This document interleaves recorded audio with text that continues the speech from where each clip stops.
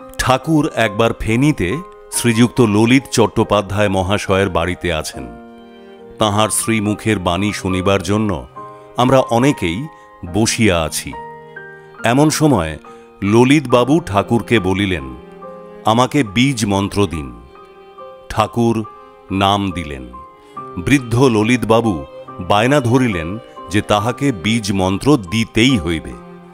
অনেক তর্ক বিতর্কের পর ঠাকুর তাহাকে জিজ্ঞাসা করিলেন, আম খাইছেন?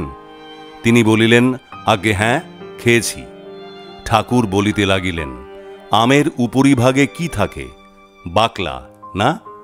তারপর মাংস, পরে আঁটি এবং সর্বশেষ শাঁস না? আচ্ছা, তারপরও কি কিছু আছে?